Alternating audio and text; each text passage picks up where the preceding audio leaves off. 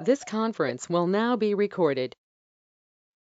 So in last session, we were discussing about what is Docker networks and how it works.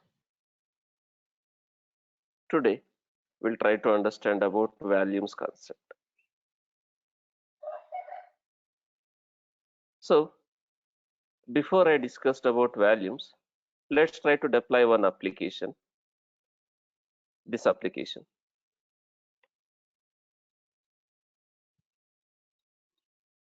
This application. It's a Java-based application again, Java-based web application again. This one is a Java-based web application. This application is going to talk to the database. This application will connect to the database and it will read and write the data from the database. This application is using Mongo database. Mongo database. So you might be wondering, sir, it's a jar file. It's a jar file. This is going to generate a jar file. How come you are saying it will be a web application? How come it will be a web application? You are generating a jar file. Generally, web applications, what is the package type?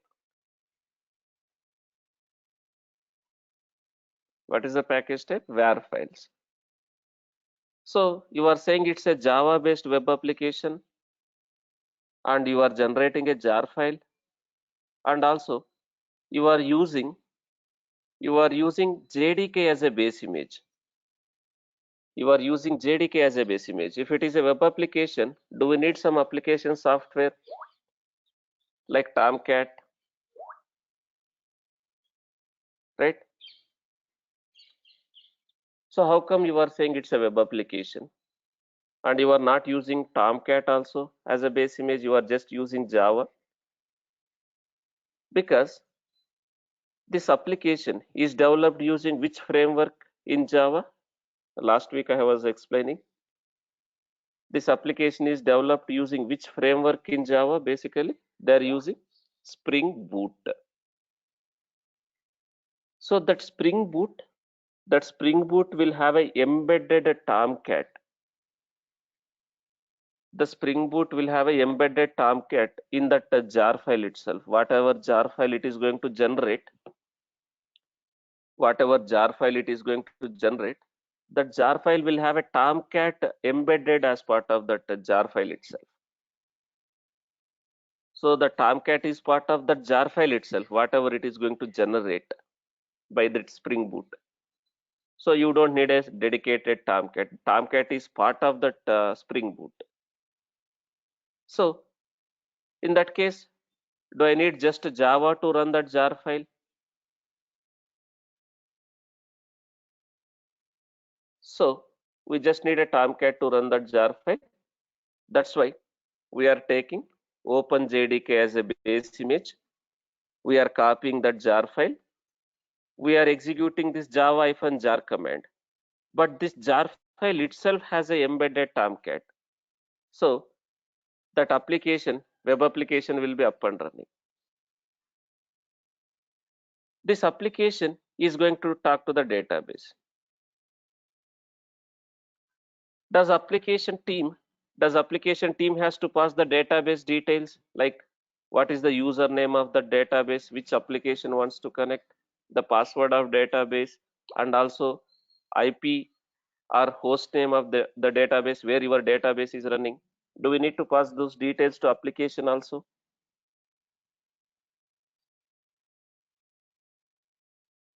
We need to pass those details to the application so that application can connect to the database to read and write the data. Is it recommended to hard code? Is it recommended to hard code some properties, some values, which is going to be changed for environment to environment? Is it recommended to hard code something in the code by the developer, by the applications team, the development team, is it recommended to hard code some properties, some values, which is going to be vary for environment to environment, like database usernames and password? Will it be a same username and password for dev database, for QA database, for prod database, or you will have a different details? So dev database will be running somewhere else, production database will be running somewhere else. It will be different. So if the developer hard code those details, will I able to use same application package, same Docker image, whatever has been created for one environment? If the developer hard coded those details, will I able to use same that application package or Docker image for all the environments if the developer hard codes those values? No. So that's why it is not recommended to hard code something which is going to be changed in the environment to environment. So how can we externalize? How developers can externalize those things? They don't want to hard code. Can those values will be referred as environment variables, or those values can be read from some property files, or can those values can be referred as environment variables, so that at the runtime, do we have an option to pass the environment variables while creating a container? We can pass those values as an environment variables while creating a runtime. So that way, can we use same image for all the environments?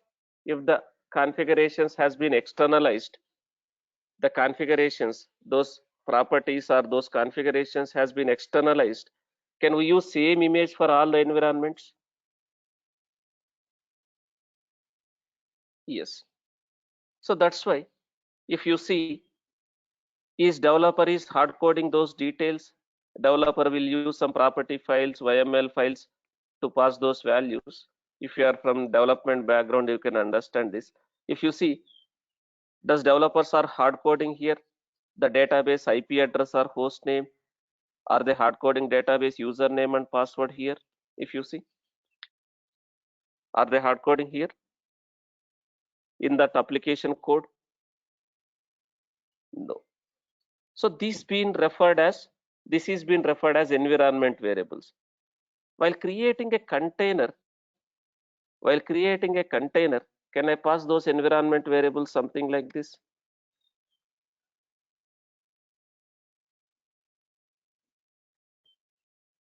Something like this. Environment variables. Runtime. Runtime, can I use arguments? I mean to say, can I pass arguments to the containers, or arguments are only while creating an image?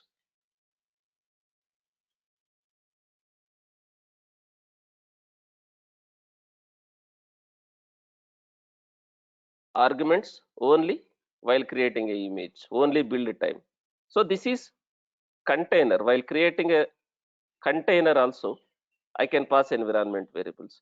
Within this container, within that container, does any code, any process, will it able to read these environment values?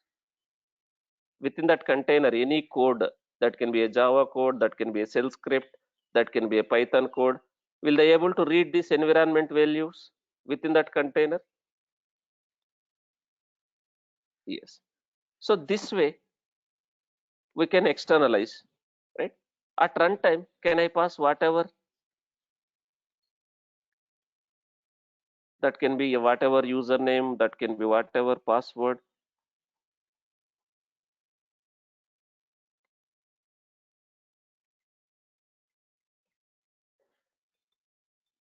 So that image, using this image, I am creating container, something like this.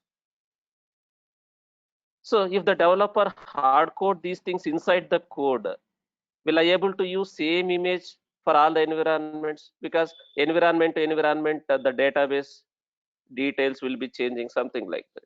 We can't use. So they have externalized here. They have externalized here. Now, I want to deploy this application. First of all, I want to deploy this application as a container. First of all, do I need to create a Docker image for this application? I want to deploy this application as a container. Do I need to create a Docker image for this application first? Yes. To create a Docker image, do we need to have a Docker file for this project? Do I have a Docker file here for that application? Yes. So let me create a Docker image for this application. Let me push that image. So let me go to this server where I am going to create an application package, and I am going to create a Docker image for that application.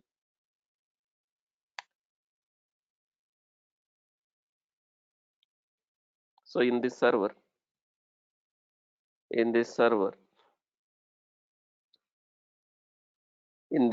I'm going to build that application and Docker image for that application.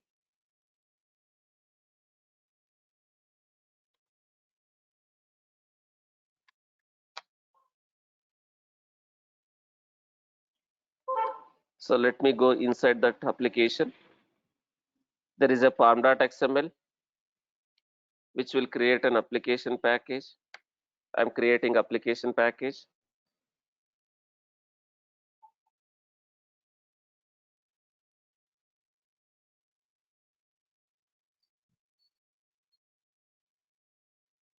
Then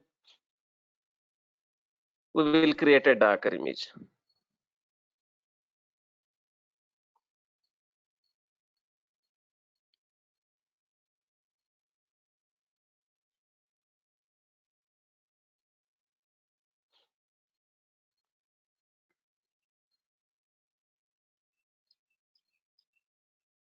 So you no need to mention environment variables, these environment variables in Docker file also, because these are at runtime.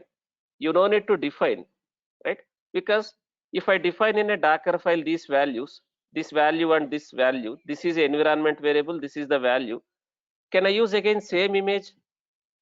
Whatever image has been created out of the Docker file, I am not passing at runtime. If I define these values in a Docker file itself, whatever image has been created out of the Docker file, can I use same image for all the environments again? Now I am not passing those things. I am defining this one in a Docker file itself, something like this. I can define in a Docker file itself, something like this. We can define, but whatever image has been created out of the Docker file, can I use same image for other environments? Suppose production environment, it is a different username, different database, password. Then can I use same image for production? Or do I need to again have another image created with updated values?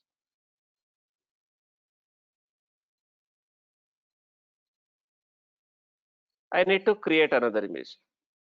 So instead of defining in a Docker file, also, can I pass at runtime? I mean to say while creating a container, can I pass this as environment variables? These environment variables has been used inside that code.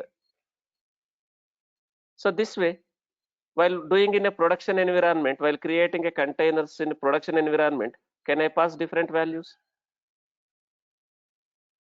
for same image?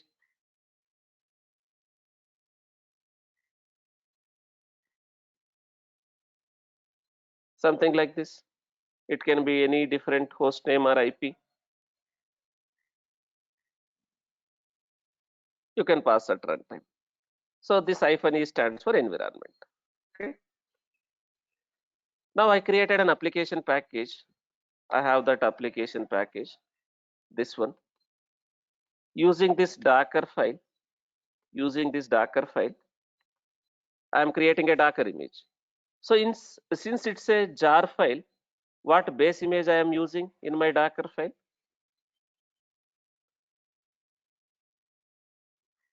OpenJDK. Now you know all these things. What I am trying to do here using this slide,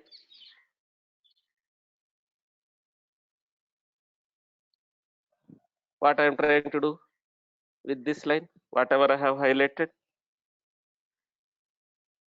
are we copying that application package to the image?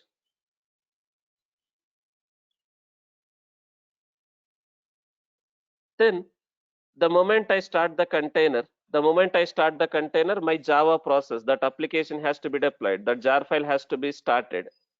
So how to start jar files, how to run jar files, you already know. Can I use this java-jar command and that jar file name? So the moment I create a container, does this application will be deployed inside the container? Does this application will be started inside the container? Yes, right? Which we already discussed. First, let me create an image.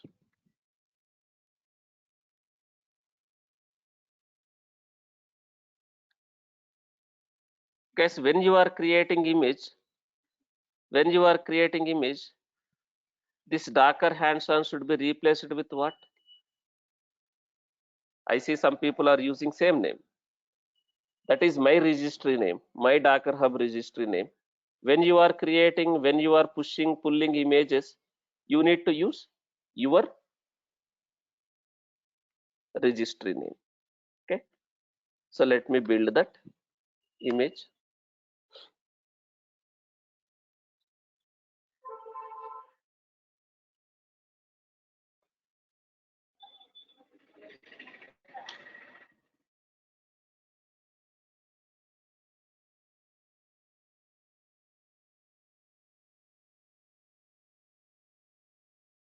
Now is image is successfully built and tagged with this registry repository.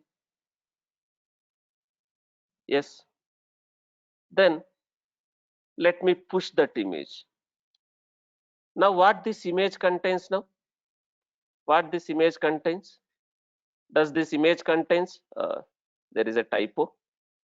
There is a typo. 1 second. That is fine. Okay. So what that image contains? What this image contains? Does that image contains application code plus required software to run that application now? Yes. So let me push that image. Let me push that image.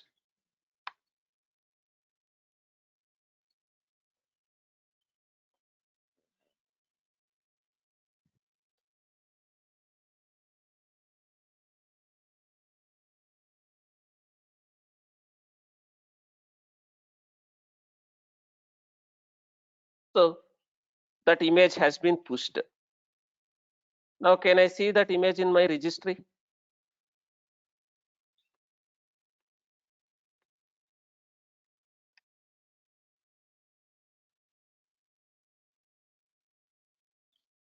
If you see, that image has been pushed, this version of the image, right? Now this is my deployment server. Can I deploy that application as a container now? I have an image for that application. Can I deploy that application in this server as a container? So let me connect to the deployment server. But for practicing purpose, you can build and deploy in a same server, but in real time you will not do that. So this is my deployment server. Let me remove these containers, because if I keep deploying lot of applications, is it going to work? Because of the capacity of this server, will I able to deploy 5 containers, like 10 containers or 20 containers in this server, in this Docker server? Will I able to deploy a lot of containers in this server? No. Why? If I keep deploying lot of containers, does this does this server will crash? Does this server will respond if I keep deploying lot of applications, lot of containers? It will crash. It will not respond. Because what is the capacity of this server, guys? What is the capacity of this server? What type of instance we created?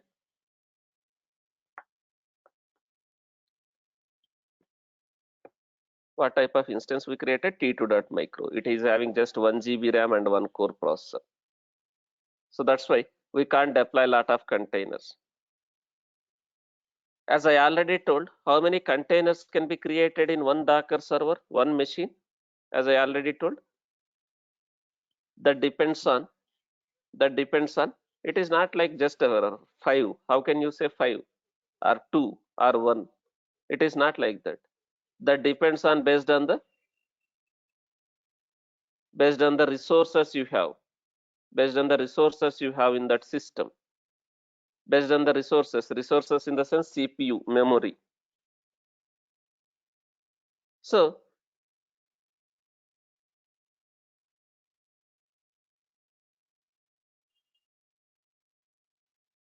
that is based on the resources. Okay, now that's why I have deleted.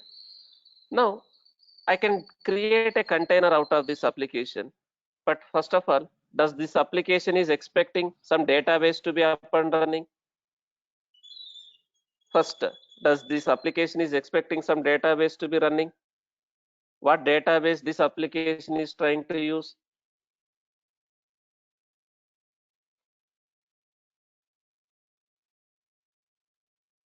This application is expecting Mongo database. Now, as I already told in the last week, can I deploy Mongo database as a managed service in AWS, or can I deploy database in a directly virtual machine, or if required, can I run database also as a container? That can be anywhere. The database can be run as a container. The database can be a RDS. That can be the database can be normal virtual machine. We already discussed, whatever. So if it is a container, do we need to have an image for that? If I want to run my database also as a container, do we need to have a Docker image for that database?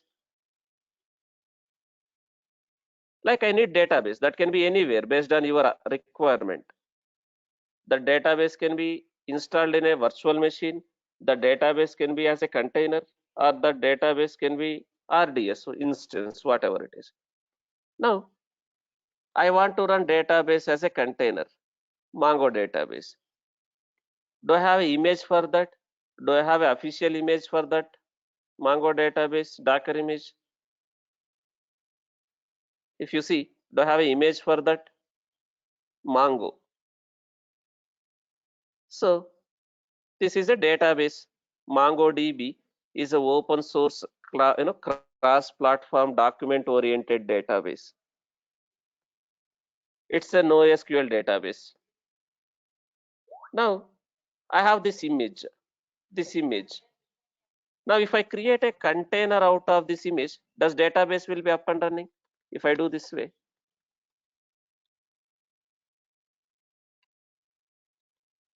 if I run this way, does database will be up and running as a container out of this image?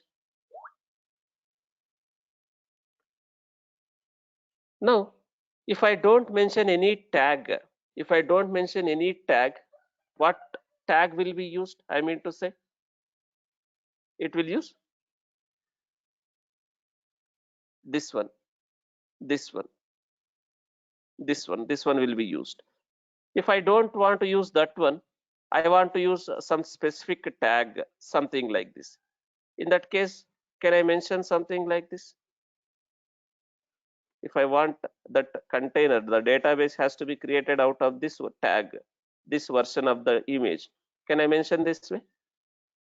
We can mention that. If I don't mention :latest. Now I am running database also as a container. So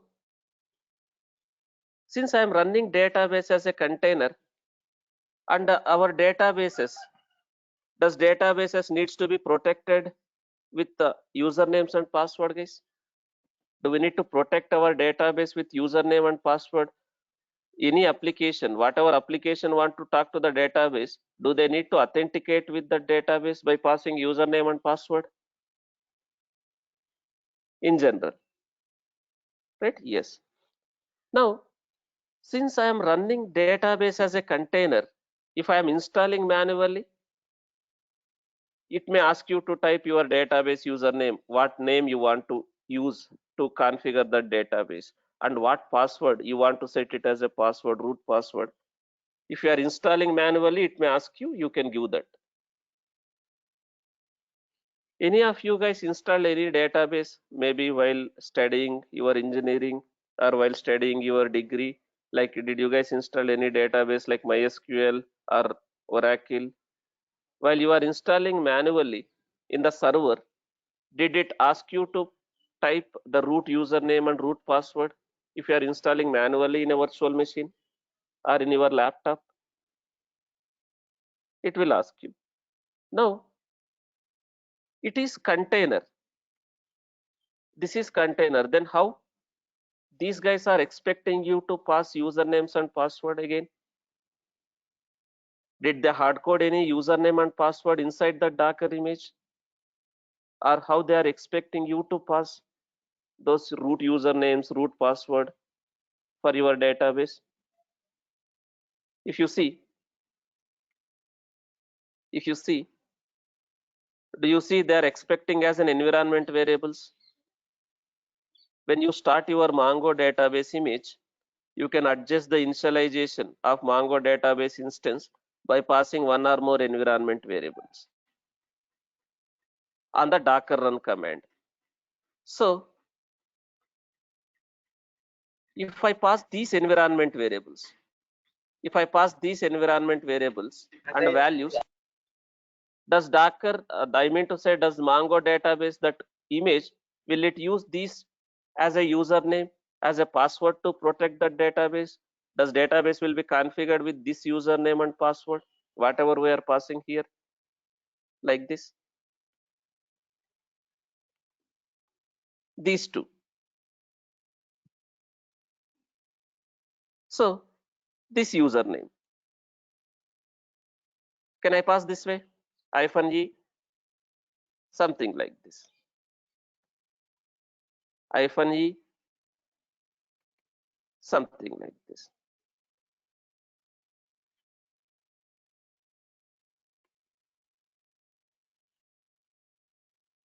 Something like this. Now the database will be up and running, and it will be configured with this username and this password. Now this application has to talk to this database. Then application is expecting some values. Application also not hard coded those values, so they are expecting as a some environment variable, different environment variable. This application, this is expecting as a different values. I mean to say environment variable name. So it is expecting as this one, MongoDB username, MongoDB password, something like this. So if I pass a different value, even though it will talk to the database, but will authentication fail? Does application will be able to read and write the data?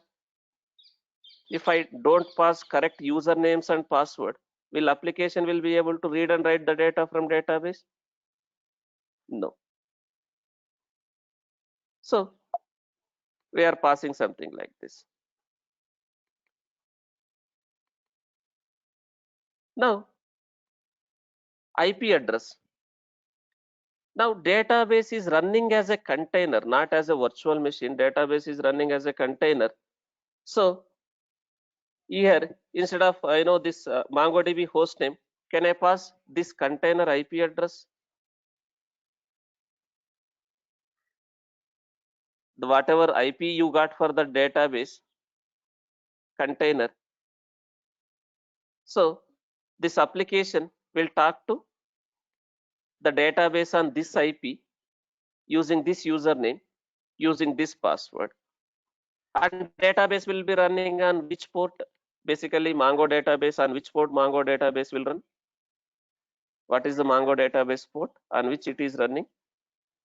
27017.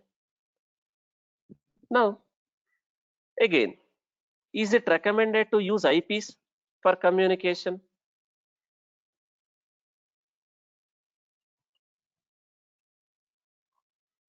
Is it recommended to use IPs for communication? We discussed in the network.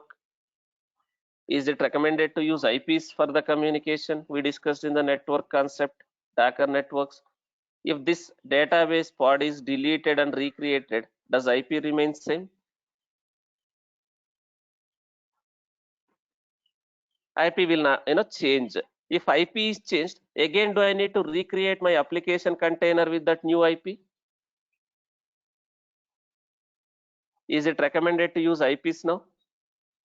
No, because container IPs are dynamic.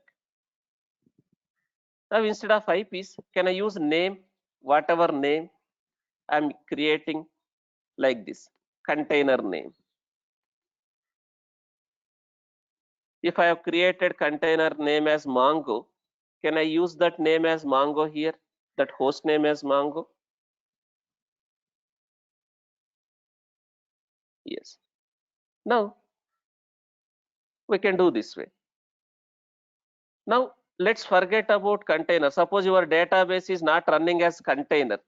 In that case, suppose my database is running in some machine, some virtual machine. Can I give that IP?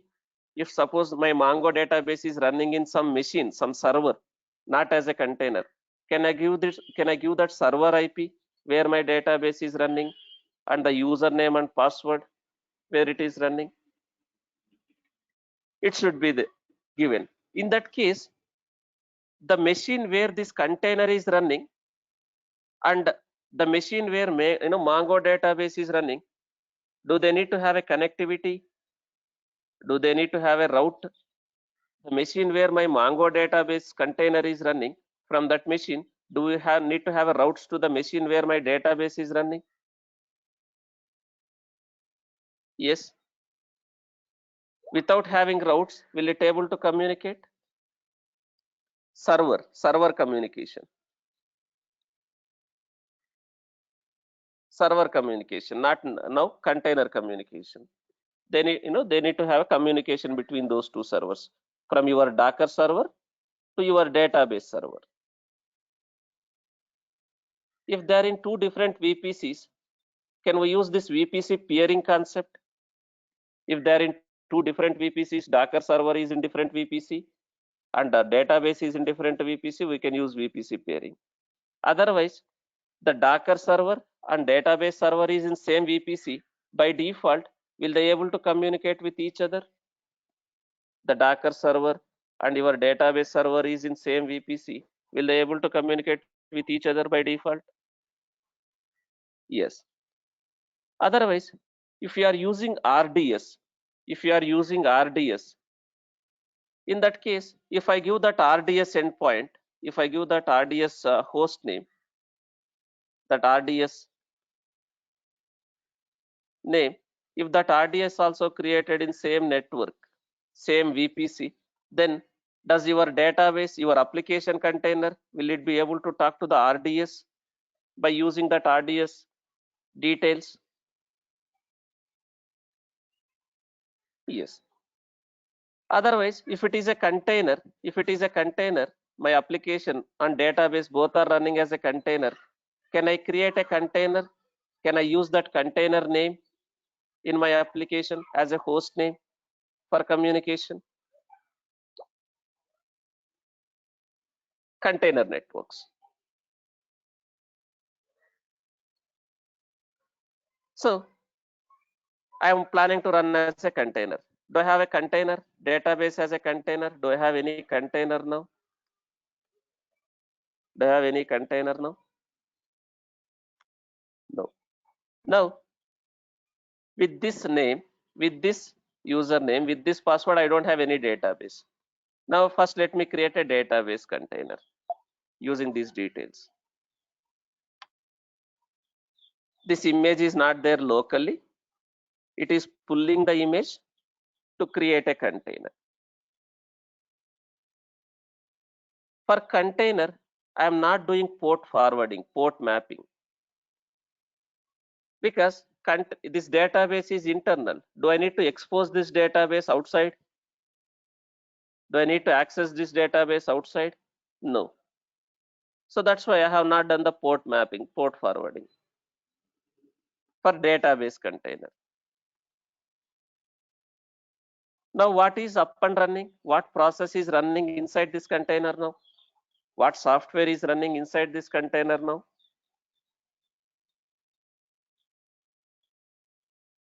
The database, Mongo database, right? Now, I'm trying to create an application container. Application container is expecting database details like this: MongoDB host name, this one, MongoDB username, this one. Now, if I create a database container with this name, if I pass host name as AB, Mongo, will it work? No. So make sure you are giving a right names.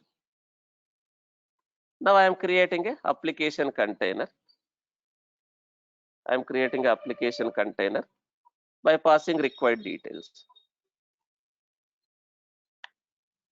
Now this image is not there locally again, that application container image. It is pulling that image to create a container. Now, okay, I have created interactively. 1 second, guys. I have not given -d. I have not given -d. So that application container is started in which mode? Since I have not given -d, in which mode it has started? The container is started in an interactive mode. Now, if I press Ctrl C, or if I close this terminal, does my application process, does my application container will be stopped? So it will stop. Let me start again. Docker start. I have not given name. I have not given name. Do you see? There is some fancy name. There is fancy name given.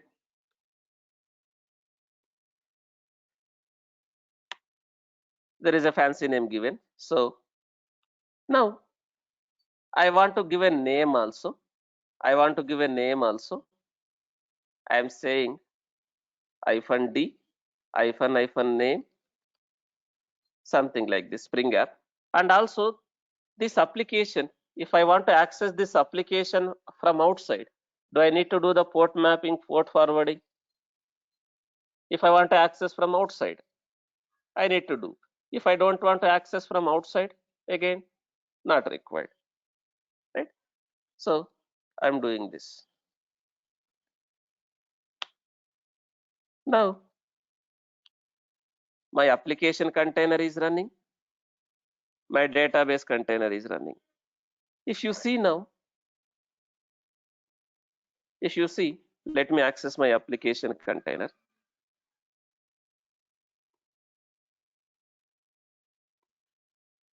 That is Spring Boot application. That application is running on root context. That application is running on root context itself. That application context, application is running on the root context, that application, just on the root context itself. Now this is my application.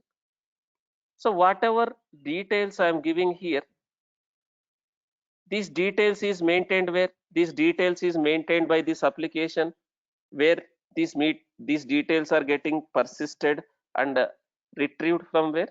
This is getting persisted and retrieved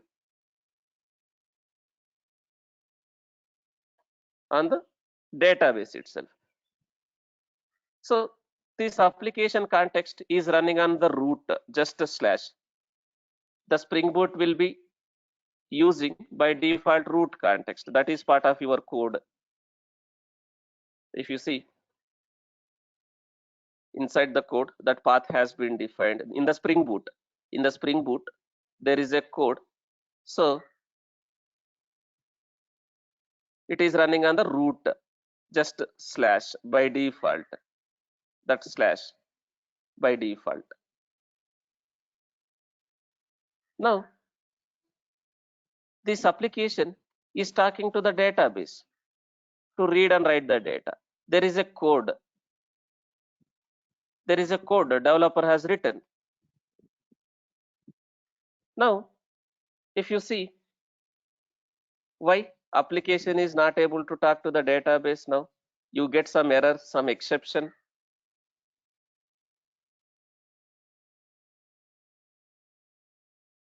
You get some error, some exception. I can, you can troubleshoot in the logs also. If you see this application logs, what it is saying, there are some exception. There are some exception while connecting to this on this port. It is saying name does not resolve, unknown host exception. What is the reason, guys?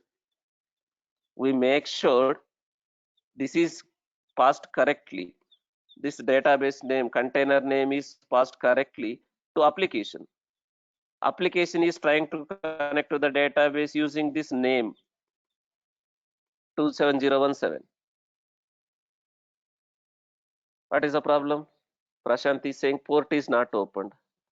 Why we need to open the port? Both are running as containers in a same server.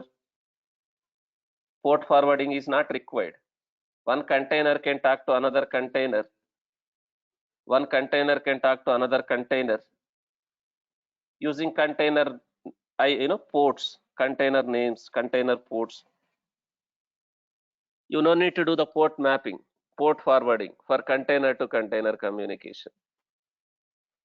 Why Spring application container is not able to talk to the Mongo database container using that name?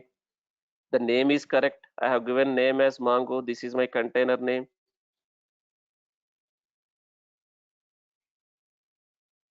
What is the problem? Now, if username password is not correct, you will get this type of error. You will get this type of error. Fail to connect. If username and password is not correct, you will get these type of errors, or you will get authentication errors.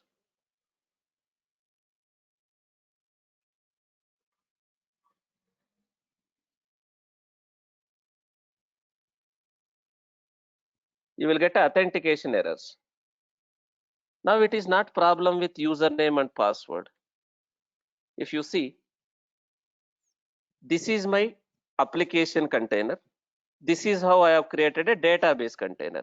If you see, is my username of my database and password of database, is it passed correctly for my application? If you see here, this is how I have created a database, and this is how I created an application. Do you see his username and passwords are correct? Then name, container name. I created a database container with this name. Same name I am using, but still, why? Why it is not working? Why it is not working, guys? You see and tell me.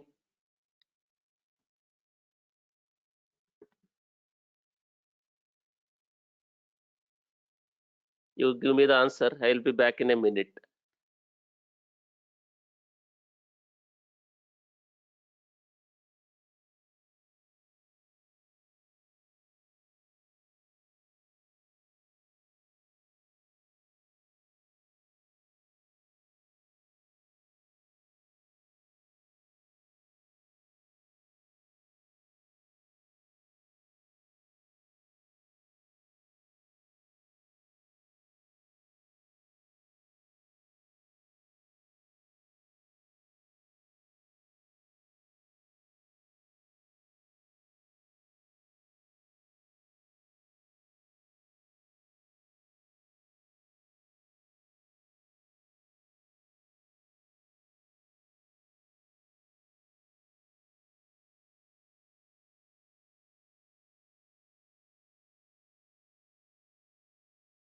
So what is the problem?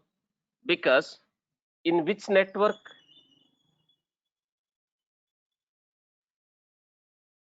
it is nothing to do with the tag, it is nothing to do with the username and password if you understand concepts correctly.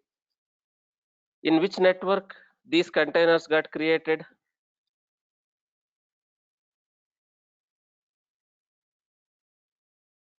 Default, right? Now let me go inside this application container.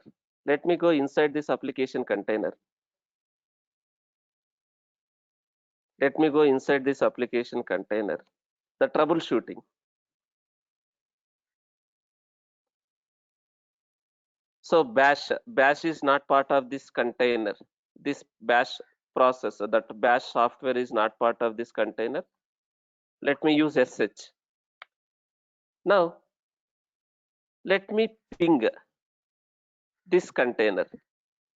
Is it able to work? Is it able to resolve that name to IP? Is it able to resolve that name to IP? No. Now you do this. Maybe if you have a telnet, you don't have a telnet. Do I have a curl? Curl is also not there. This is apk add curl. This is apk package. So I'm adding a curl software. Okay. Now curl -v telnet mongo that name 27017. Now is it able to reach this machine or container on this port?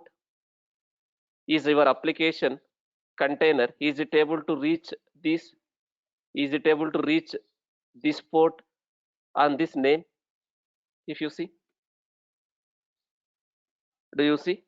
No. Why? Why it is not able to? But if I use IP, I think this is the IP of that database. Do you see? Is it able to talk to the? Is it able to reach this application container? Is it able to reach this IP on this port now? If I am using IP,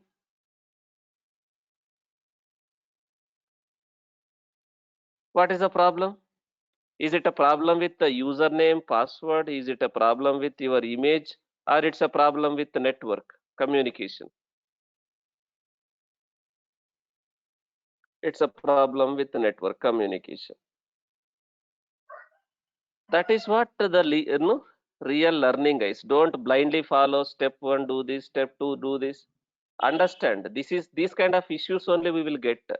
Once you get into a project, you will get these kind of issues only. You need to understand what is happening. Don't blindly execute whatever running notes I'm giving. Understand what it is trying to do. Now the problem is with network. Now by default these containers, in which network it got created? Did I mention any network name? Did I mention any network name while creating a containers? No. In which network it got created?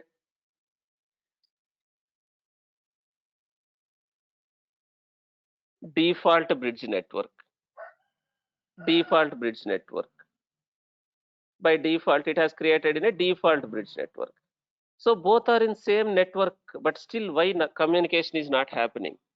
In default bridge network, does communication can happen using names? I mean to say DNS or only IPs? Only IPs. But if I create a containers, these containers in a custom bridge network, then will it work? Intentionally I have done this so that you can understand whatever we discussed, right? So let me remove these containers and I will create a containers in custom bridge network.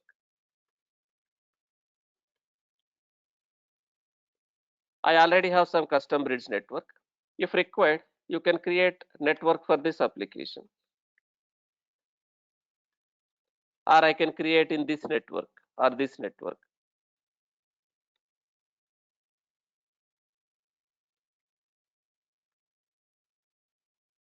Something like this. Any name, any name. Now, if I create, can I call this one as a custom bridge network? Using bridge driver, we created this network. So while creating a containers, what option I can use so that the containers will be created in that network instead of default network? What option we can use? Hyphen hyphen network, that network name.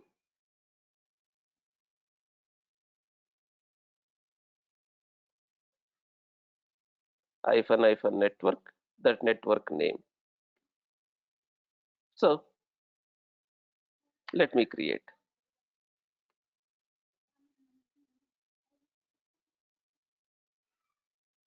So again, I have not given that hyphen D option. Let me give hyphen D, hyphen D, hyphen name, any name, your container name. Now I created a container in this network. Database also I am creating in the same. Again hyphen P I have missed. Port mapping, port forwarding. Let me do that.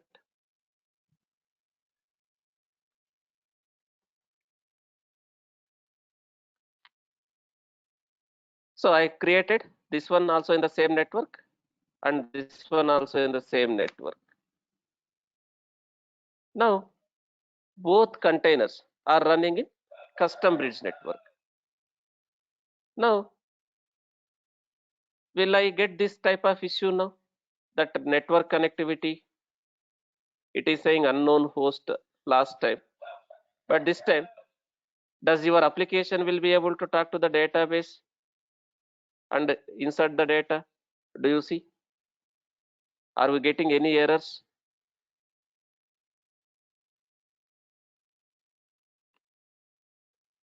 So where these records are getting created and where this application, from where this application is getting the data, where it is inserting the data and from where it is fetching the data. If you guys access this application, it is maintaining the data in a database. Now database also I am running as a container. Database also I am running as a container. So where all the data, that files, that database related files and its data is getting maintained, where does this container will have?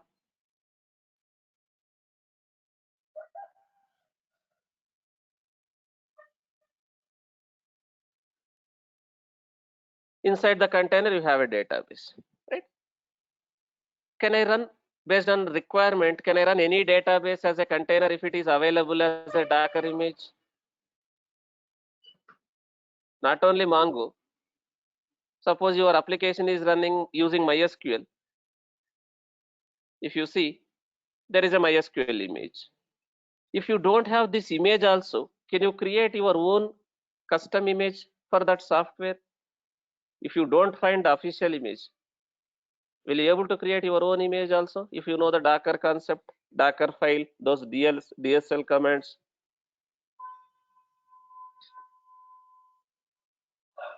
We can create, right? If you see, there is an image for MySQL, there is image for PostgreSDB, there is an image for Couchbase DB like this.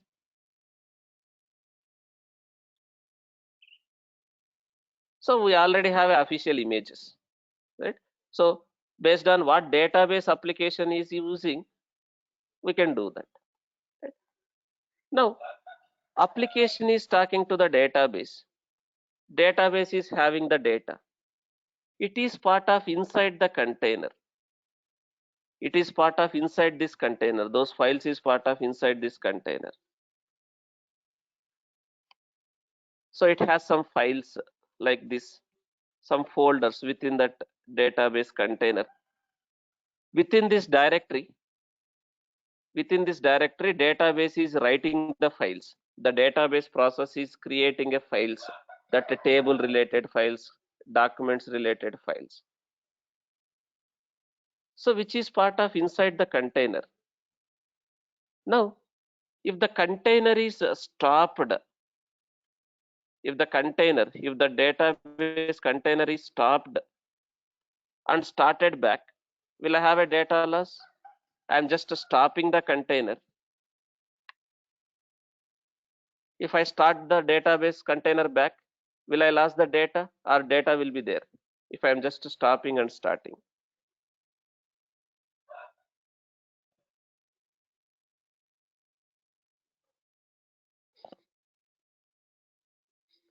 I'm just stopping the container. I'm not deleting the container. Now the database process, the database container is stopped. It is in exited state. So database is stopped. Does application will be able to get this data since database is down? The database is down. Now if I refresh this page, will I able to connect to the database and get the data if I refresh this one? If I access this link now,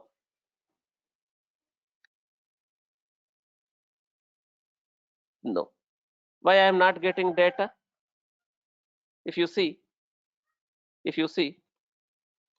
why I am not getting data, is your application is able to talk to the database? No. No. No. Why? Because is your database is down? No.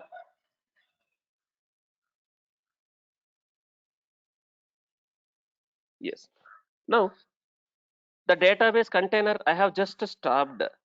If I start this back, if I start this container back, the container is up and running. I just stopped the container and started the container. Now database is again up. Is application is able to talk, get this data? No. I think I have shared the URL. Someone has already feed some data, right? So this time is again it is able to get the data. So if container is stopped and started back, do we have a data loss? Do we have a data loss if container is stopped and started back? Do we have a data loss? No. Data will be there. But for some reason, container is deleted. For some reason, container is deleted. I'm intentionally removing the container. I'm intentionally removing the container. I intentionally remove the container. You may tell, sir, what is the problem? What is the problem? You deleted the container. Can't we create a container again? Can't we create a container again using that image? So container is deleted. We can create the container again. I can create a container again, but the container is deleted and recreated. So I got again database back. My database container is again up and running. But will I able to access this data now? Do you see any data now? Whatever data I had earlier, this data has been again, someone has recently feeded, I think, Pratap. Did I lose the data? Did I lose the data now? Yes, we lost the data. We lost the data. Guys, don't feed any data for some time. Let me show it again. The container is, don't insert any records by anyone. The container is gone. I have intentionally deleted. I recreated a container. I recreated a container again. Now, do I have any data? whatever data I had earlier, do I have any data? Now database is up and running, application is up and running. We lost the data. So what can you understand out of this one? What can you understand out of this one? Each container will have its own, each container will have its own file system. Whatever files, basically data, is generated by that process automatically, whatever data is generated within that container automatically, I mean to say process, or manually you create any data, any file, will exist as long as the container exists. If the container is deleted, the file system data will get deleted. So containers are ephemeral. I mean to say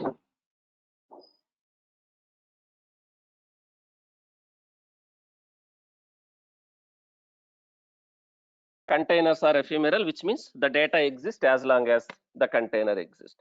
Containers can be deleted for any reason. It is temporary. Now, is it expected, guys? So now, is in your project, if you lost the data, does anyone will accept that? Is it acceptable? If you lost the data in your project, is it acceptable? It's a very big no. It's very big no. So how I can maintain the state? How we can maintain the state? How we can maintain the state of that application now? So there will be two type of applications now. There will be two types of applications. Sometimes in the interview also they will ask stateless applications, stateless applications, and stateful applications. Stateless application and stateful applications. So stateless, can I call this one as a stateless application? This front-end code, this Java code, are we maintaining? Is that application, is that Java code is generating any data, and is it maintaining any data inside that process, or that application is talking to the database to read and write the data? So this application is talking to the database to read and write the data. It is not having any state. Can I call this as a stateless application? This Spring Boot application, that front-end application. Now, let's say, let me feed some data. Now I have some data. This is in database. For some reason, if I lost this container, front-end container, do I need to worry, guys? Do I need to worry? If I lost this container, do I need to worry? Or can I recreate? Can I recreate a container again from the image? We no need to worry. I can create a container again. I can create container again using that image. Using that image.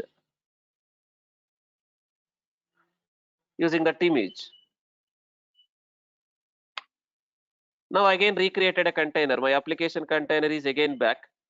Now if you see, did I lose data? Any data? It is going to take some time. Let's wait. The container is not coming up. It is still coming up. Let's wait. Do I have any data loss now? Do I have any data loss now if you see? So this way, can I call this as a stateless application?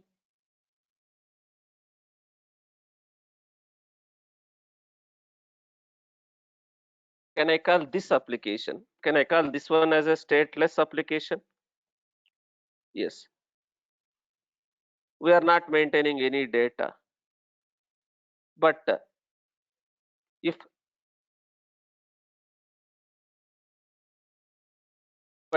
this container is deleted and recreated, or we see a data loss.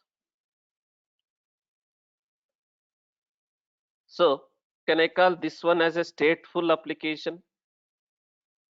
Can I call this one as a stateful application? Stateful applications are like some applications where you are maintaining some state, some data. Can I call like database, the database softwares, databases like MySQL, MongoDB, PostgreSDB, and also like Couchbase DB, like memory, in-memory cache like Redis cache, in-memory databases like cache softwares like Redis. Can I call all these as a stateful applications? And also, let's say Jenkins. So Jenkins also, if required, I can run Jenkins also as a container. I created a Jenkins container. I created a lot of jobs, lot of configurations, lot of plugins has been installed. If we delete the Jenkins container, if we recreate the Jenkins container, do we have all those jobs, all these configurations?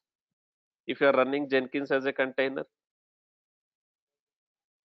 if your Jenkins container is deleted and recreated, whatever jobs has been configured, do you see those jobs?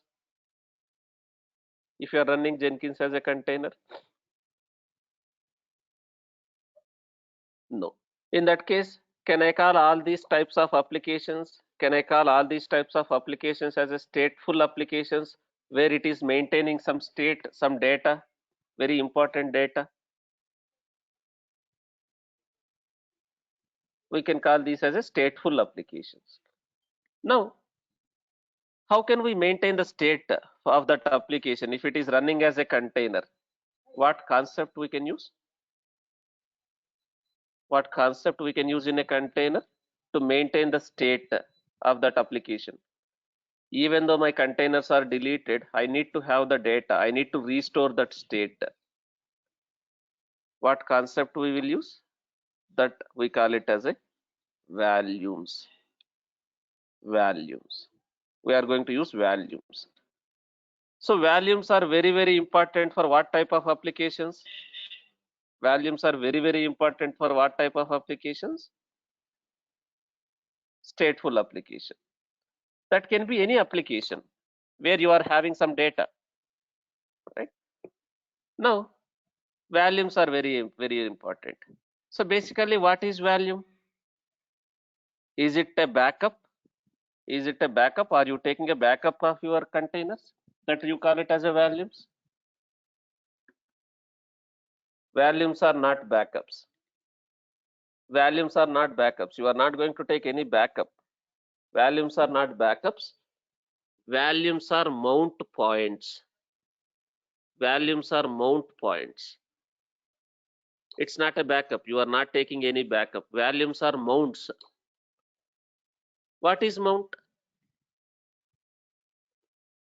What is mount? We already discussed in AWS sessions. What is mounts, mount points, all those things?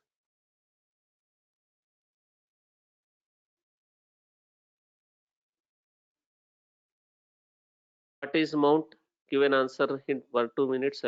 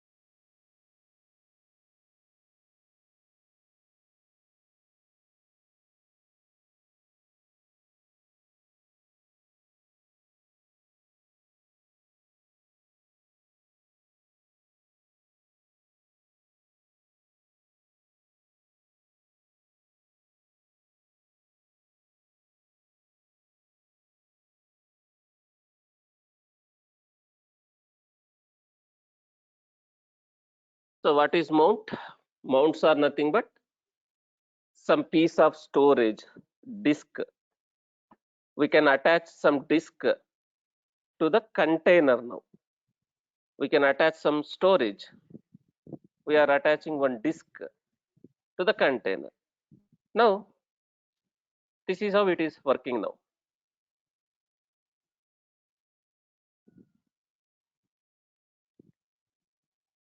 Now, this is how it is working, right? So, this container will have its own file system, right? So that Mongo database is maintaining data inside that container. That container will have its own file system, So where exactly it is maintaining data? Data/db. Sir, how you can say the Mongo database is maintaining data in this folder? How can I say? If you see the official documentation, I mean to say in the Docker Hub, if you see the Mongo,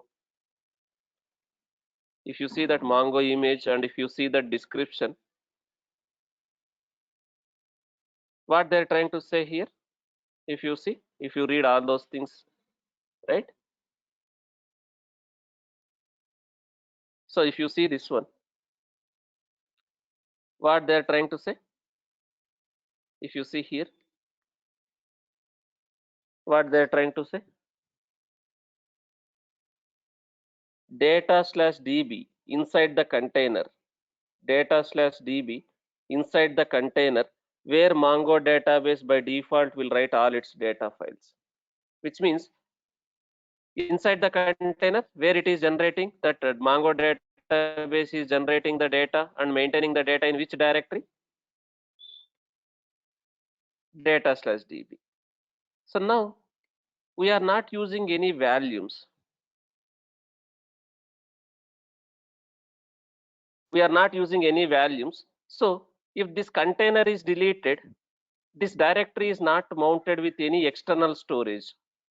It is using container file system. It is not using external file system. So if the container is deleted, are we losing the data? Did we lose the data, whatever is part of that container file system?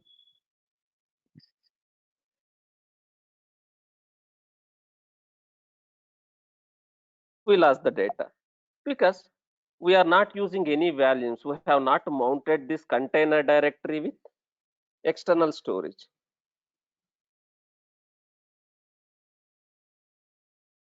We have not mounted this container directory with any external storage.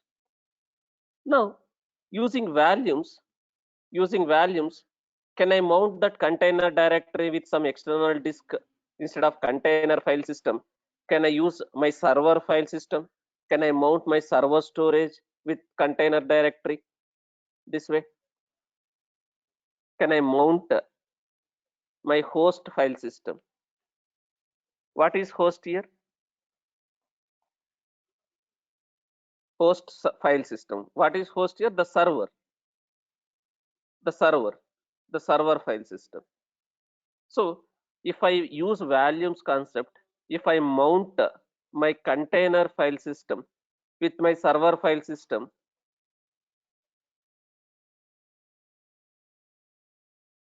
where exactly data will be maintained? You are not taking any backups. You are using volumes, mounts. So if I mount my container file system with the server file system, container will write the data and read the data to which storage? Is it going to write the data in this storage, your server storage? Since this directory is mounted with this one, it is going to part of this one. So now, even though we delete the container, do we still have a data in this storage? Even though the container is gone, do we still have the data in this storage in that volume? Yes. And if I recreate a container with same storage, if I recreate a container with same volume, will it recover its state? Does containers will load again the data from this volume? Will it recover its state?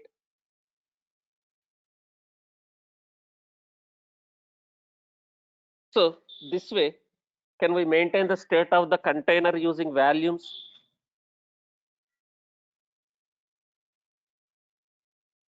Can we maintain the state of the containers using volumes? Yes. Same way, the way we have done in a Docker, sorry, the way we have done in a AWS.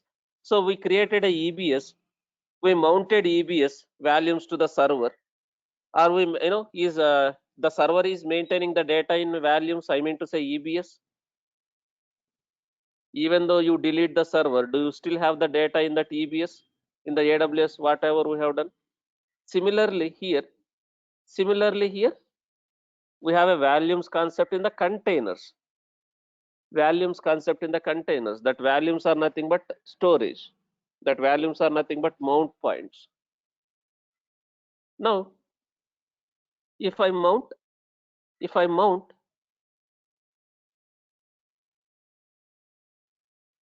if I mount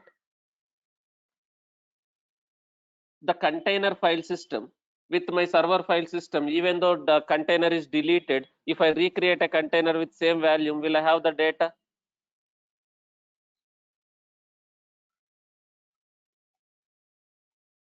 Yes.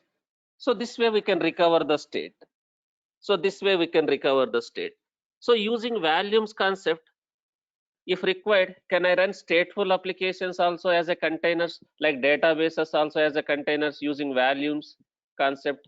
Can I run stateful applications also as a containers using volumes concept if required?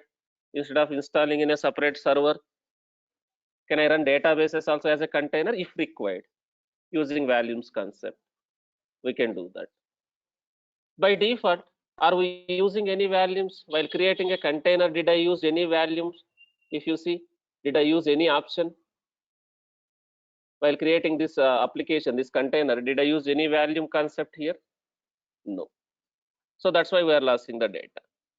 So we have a volumes. Volumes are not backups. Don't get confused. Volumes are basically mounts. Volumes are nothing but mounts, mount points.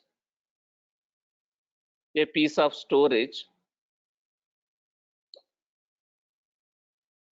which gets mounted to the container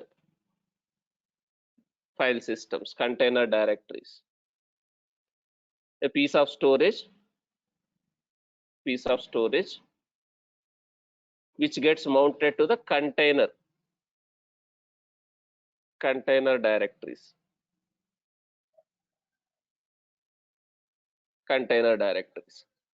So we have a different types of values. So again, here we have a volumes of different types. We have a bind mounts, we have Docker persistent volumes. We have a bind mounts, we have a Docker persistent volumes. In persistent volumes also, you have a local volumes, we have external volumes. So in volumes also, there are different types. Bind mounts or persistent volumes. So what is bind mount? Anyone has any idea? Whoever already has a little bit knowledge of Docker, what is bind mount?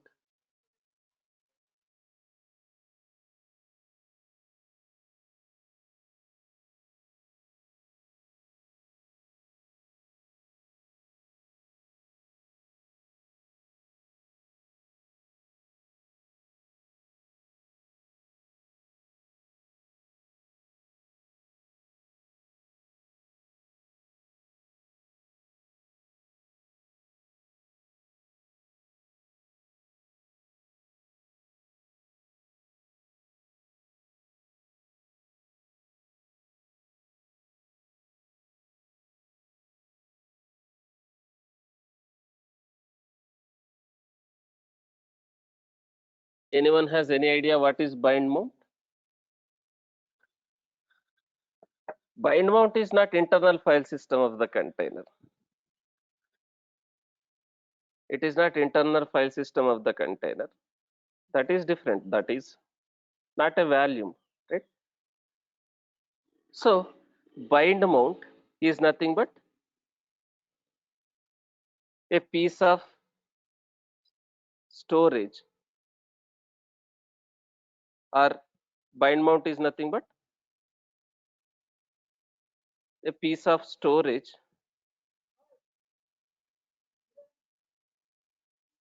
I mean to say, like,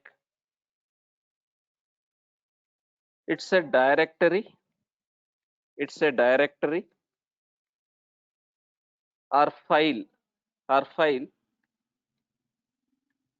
any directory, any directory or file, any directory or file which is mounted to the container from host, from host, or a directory or file from the host, any directory or file from the host, any directory or a file from the host is mounted to the container, is mounted to the container, is called as bind mount, is called as bind mount. Any directory or file from the host. What is this host? What is this host?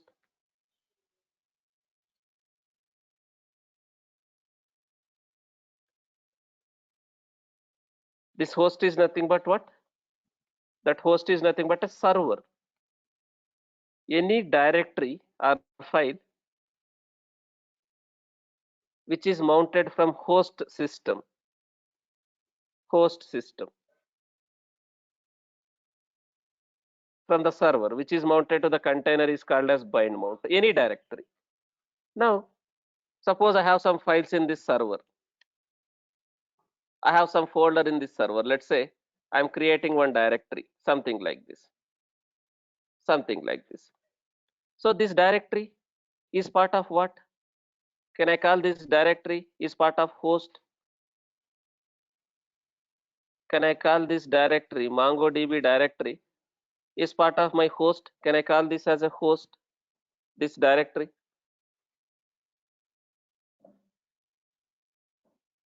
So any directory which is mounted to the container, if I mount this directory to the container, can I call that as a bind mount? Can I call this as a bind mount? This directory, if I mount with my container, can I call this as a bind mount?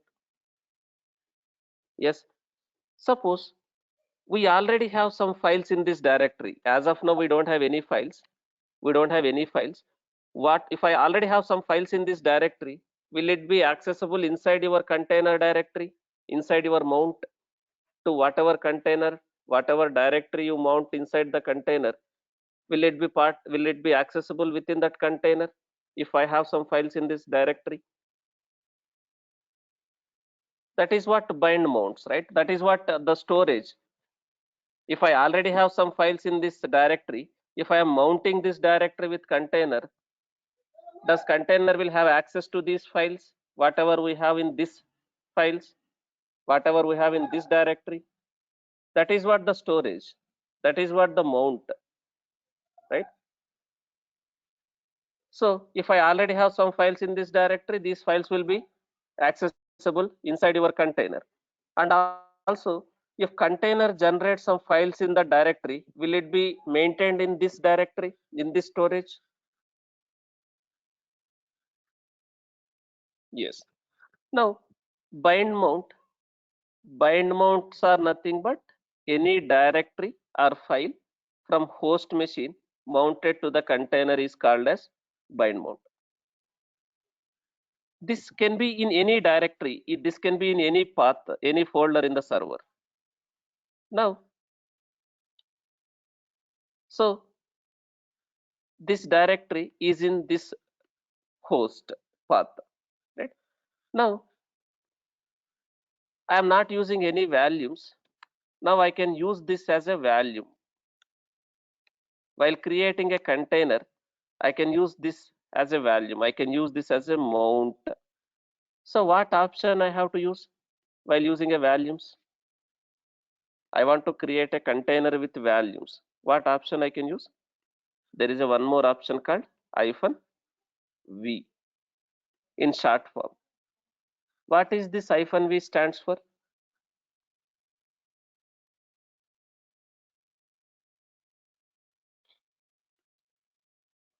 -v stands for volume. So it has two things. It has two things here. Bind mount path, or you can use that volume name, this persistent volume name. Then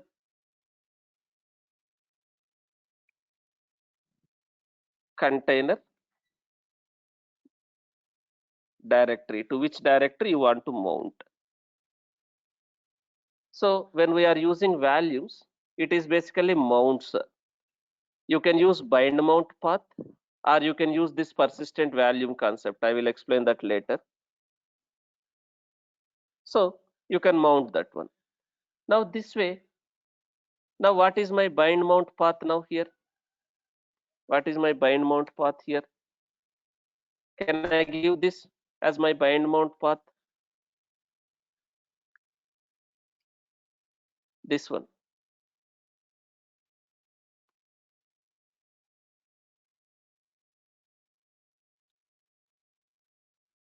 So can I mention something like this? Or user home directory, this tilt symbol, right? So this is my bind mount. To which one? To which path inside the container I want to mount? Do I need to mount with complete root? Do I need to take the complete root container file system? Do I need to mount with completely root? Do I need to take, or do I need to mount with root of the container? Not required. The important folder, important directory. In this case, in this image, what is the important directory where the database is writing the data? Data/db. Now, whatever data which gets generated here, since it's mounted with this one, where exactly data will be written? Will the data will be part of this bind mount in your server in this directory? Will I able to see all this data?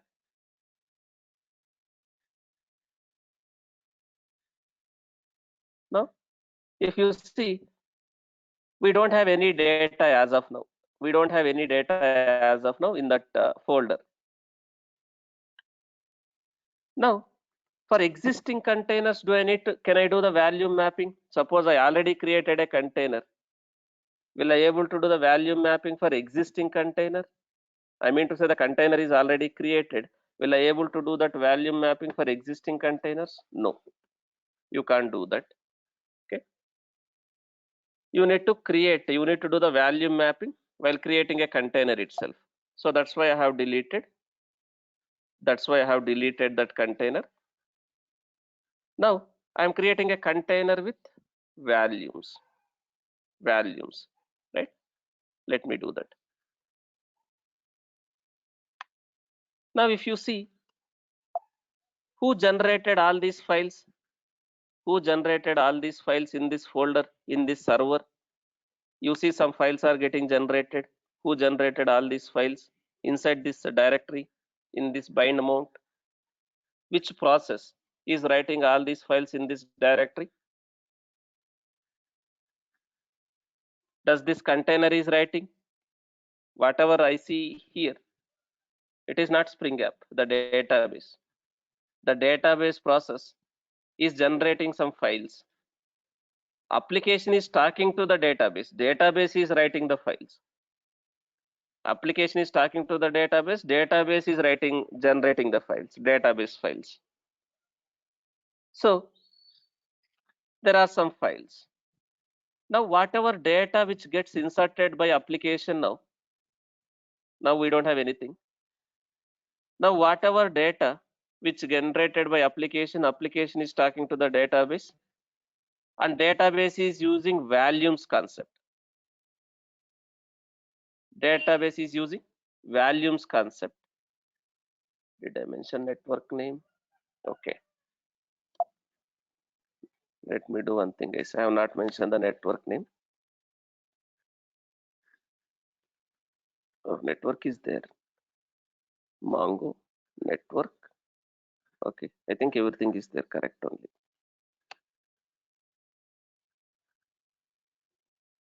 Okay. Now what is this error, guys? What is this error? What you can understand now? Good that we got this error. What is this error? What you can understand now? Space issue. What is the meaning of space issue? Is it a memory issue? Are we running out of memory? Are we running out of storage in this server? So, what is the capacity of this server? What is the capacity of this server? Storage. Storage. Storage. Not RAM. If you see what is the total size, is 100% is utilized? Is 100% is utilized? So does it have any space to create this container? I mean to say, when we are creating a container, it is going to create some files. Do we have any space, storage available to create this container? No. So in that case, do I need to clean up my system? Do I need to clean up my system like unused images? Can I remove unused images? Can I remove stopped containers? That is one option. Otherwise, do I need to increase this server storage, server capacity? Do I need to increase this server capacity? There are only two options. Either you increase the server capacity, or you clean up the existing unused systems, unused files. So let me do that.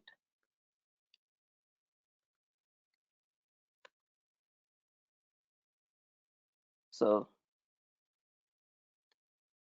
let me remove some unused images. I have a lot of unused images.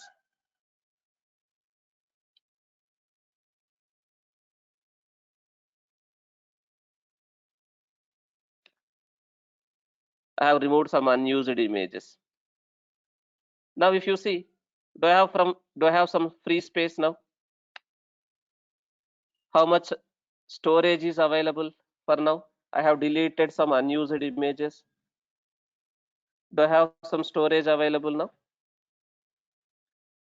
Now, will I get this issue now? No space available. Will I get that error? No space left in the device? No. No. Now this time I am using volumes concept. Volumes concept this time, right? I am using volumes concept.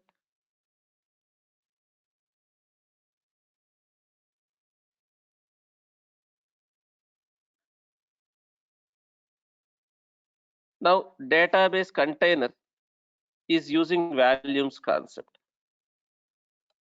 If I inspect that container, I can see the details. If you see, do you see volumes concept here?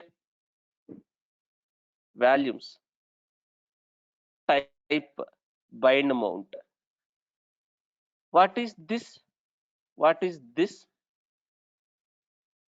What is this data/db? Is basically your container directory. That is mounted. That is mounted with which one? That is mounted with this one.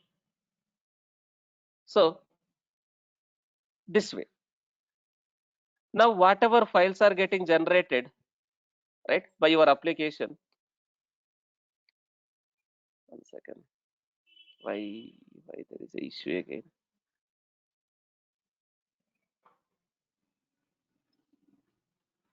One second, guys. Let me do this.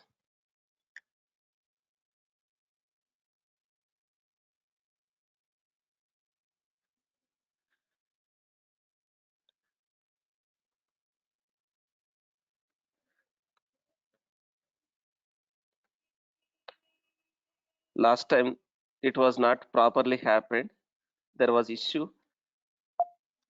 Let me do this way. I am going to use this bind mount properly.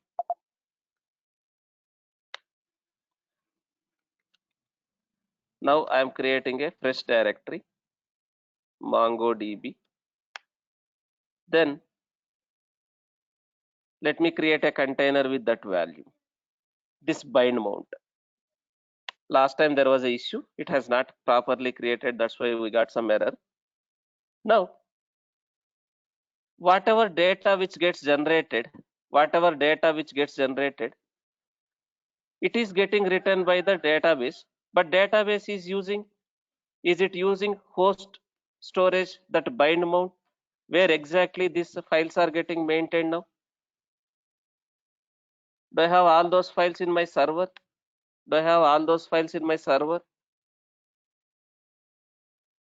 So here, this container, whatever files are getting generated here in this folder,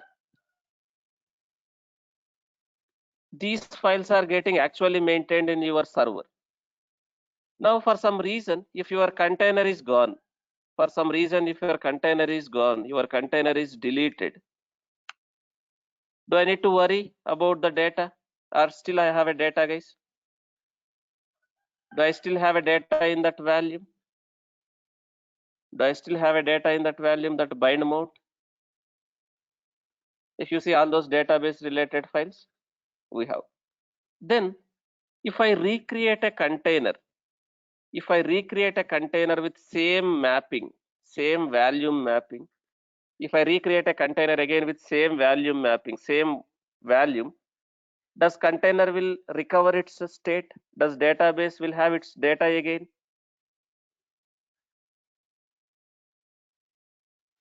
Now I recreated a container with same volume mapping. Now if I refresh, do you see any data loss? Even though container is deleted, recreated, do you see a data loss? No, we don't see any data loss. That is because of what? What concept we are using now to maintain the state? We are using value.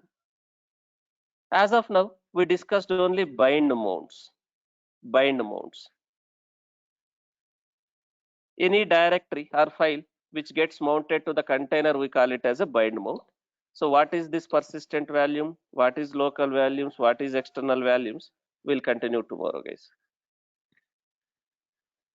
Volumes also very important, right? So volumes are not backups. Volumes are just mounts in simple word.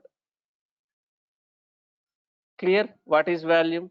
How important volumes are in a containers for a stateful applications especially.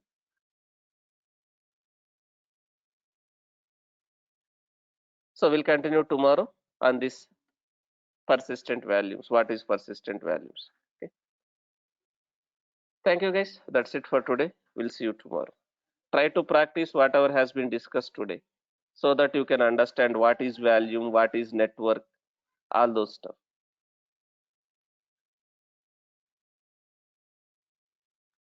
Thank you. I'll continue tomorrow.